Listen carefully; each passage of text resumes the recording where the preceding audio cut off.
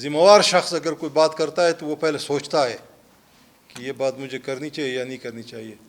شیخ رشید بیچارہ تو میرے خیال میں کسی کاتے میں نہیں ہے. نہ اشرف غنی کے ساتھ زبردستی ہوئی میرے حساب سے, وہ خود بھاگا, اور نہ عمران کے ساتھ ہوگا. زبردستی کا مطلب غیر قانونی عمل.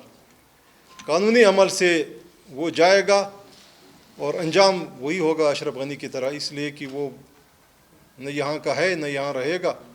اس کی بچے یہودیوں کے پاس ہے, اس کی سسرال وہاں ہے, وہ وہاں 30-40 سال رہ چکا ہے, اس کی دوستیاں وہاں ہیں, تعلقات وہاں ہیں, تربیت وہاں سے ہوئی ہے, سیکھا اس نے وہاں سے ہے کہ گالی گلوچ کیسے دی جاتی ہے. اس نے ظاہر ہے وہیں جانا ہے. والصلاۃ والسلام علی رسول اللہ. قابل احترام پریس کلب کوئٹہ کی صحافی حضرات,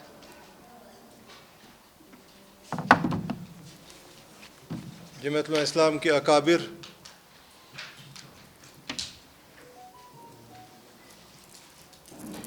اس وقت ملک میں جو صورتحال ہے اس کے خلاف جمعیت علماء اسلام عرصہ تقریباً 4 سال سے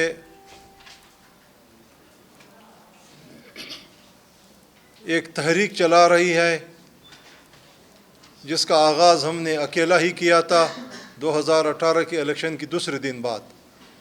یعنی 18 میں الیکشن ہوا تھا,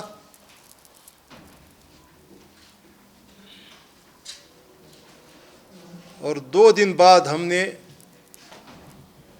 اس ناروا عمل کے خلاف, اس دھوکہ بازی اور فراڈ پر مشتمل عمل کے خلاف, قوم کے ساتھ دھوکہ بازی کے خلاف تحریک کا آغاز کیا ہمارے قائد نے, تاکہ قوم کو آئین کے مطابق, قانون کے مطابق ووٹ ڈالنے کا حق مل سکے, اور ان کی ووٹ پہ, ان کی رائے پہ کوئی ڈاکہ نہ ڈال سکے. اور پھر اس تحریک نے مسلسل 15 ملین مارچ کیے تھرو آؤٹ پاکستان, جس میں کوئٹہ اور نصیر آباد میں ہمارے جو بلوچستان کی صوبے میں دو مارچ شامل تھے, لورلائی. اور اس کے بعد پھر قیادت نے فیصلہ کیا کہ اب ہم ایک آزادی مارچ کریں گے اس نااہل, سلیکٹڈ, بد اخلاق, غیر مہذب حکومت کے خلاف. اور پھر آپ نے دیکھا کہ پاکستان کی سیاسی تاریخ کا سب سے بڑا آزادی مارچ ہوا, اور پورا 15 روز لاکھوں کی تعداد میں پاکستانی عوام اسلام آباد میں احتجاج پہ رہے.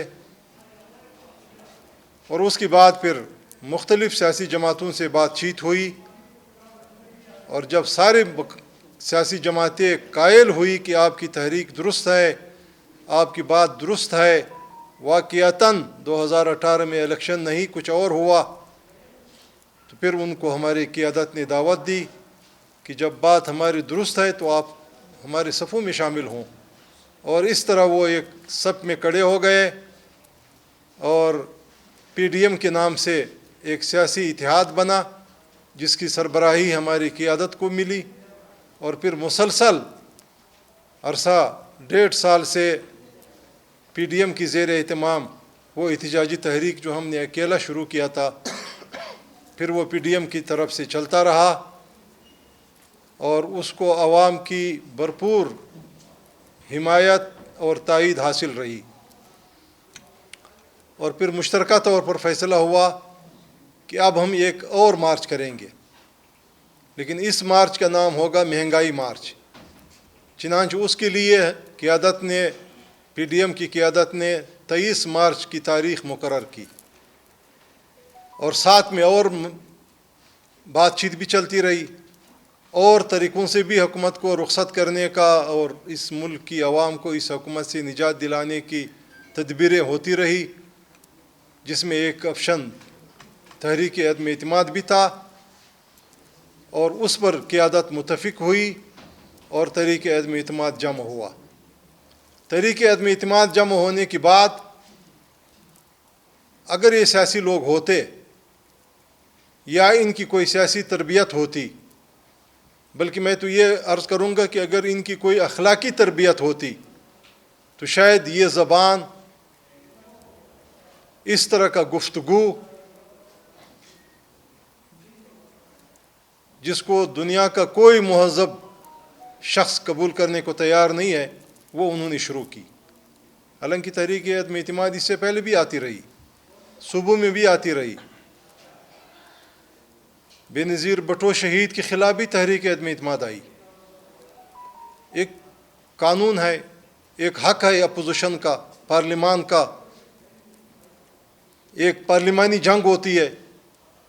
اس وقت بھی تحریک عدم اعتماد ہوا، حکومت نے اپنے آپ کو بچانے کی کوشش کی، اپوزیشن نے ان کو رخصت کرنے کی کوشش کی، دونوں طرف سے محنت اور جدوجہد ہوا، اور بالآخر تحریک عدم اعتماد اس وقت ناکام ہوئی 12 ووٹوں سے۔ خیر خیریت تھی، لیکن چونکہ یہ نہ سیاسی لوگ ہیں، نہ مہذب لوگ ہیں، نہ اخلاقیات کا ان کو کوئی علم ہے، وجہ اس کی یہی ہے کہ یہ سیاسی راستے سے، جمہوری جدوجہد سے، جمہوری راستے سے، ووٹ کے راستے سے حکومت میں آئے نہیں، کسی اور راستے سے آئے تھے، اس لیے ان کو ہر چیز عجوبہ لگتی ہے۔ تحریک عدم اعتماد بھی ان کو عجوبہ لگا، کبھی کچھ کہنے لگے، کبھی کچھ کہنے لگے، جو منہ میں آیا بولتے گئے، اور پھر انہوں نے اعلان کیا کہ جناب ہم 10 لاکھ لوگ اکٹھا کریں گے۔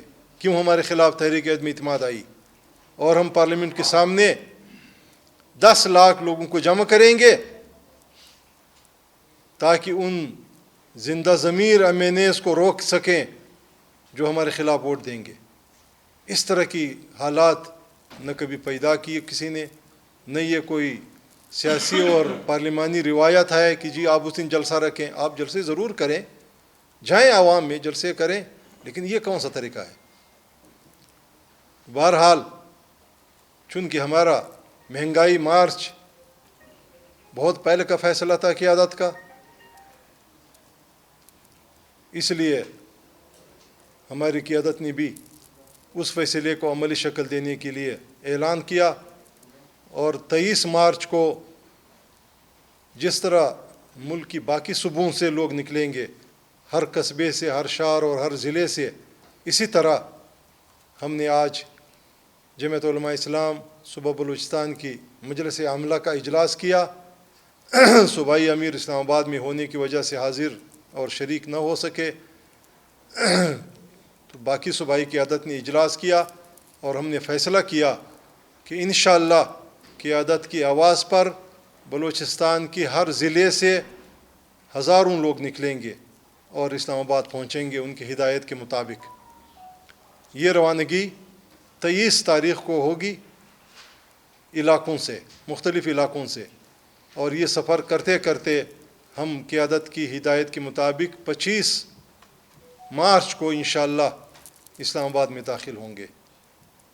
تو ہم نے آپ کو یہ بتانا تھا کہ ہماری بھرپور تیاری شروع ہے، اور آج کے بعد ہم نے اپنی تمام اضلاع کی جماعتوں کو اور PDM کی جو ہماری سیاسی جماعتیں ہیں اتحاد میں شامل، ان سے بھی ہم نے درخواست کی کہ وہ بھی اپنے پارٹی لیول پہ تیاری شروع کریں، اور ہم نے اپنی تمام اضلاع کی تنظیموں کو ہدایت کی ہے کہ بھرپور طریقے سے بیداری کا لہر چلائیں، گھر گھر جائیں، گاؤں گاؤں جائیں، اور بلوچستان کی غیرت مند لوگوں کو جگائیں اس نااہل، سلیکٹڈ، بد اخلاق، بد زبان حکومت کے خلاف اس جہاد میں حصہ لیں، اس جنگ میں شریک ہوں، اور اس جدوجہد کو انشاءاللہ 28 تاریخ کو ہم انجام تک پہنچائیں گے۔ اور اس لیے آپ کو بھی تکلیف دی تاکہ ہماری اس آواز کو، ہماری اس جدوجہد کو آپ بلوچستان کی عوام تک، پاکستان کی عوام تک پہنچائیں. بہت شکریہ.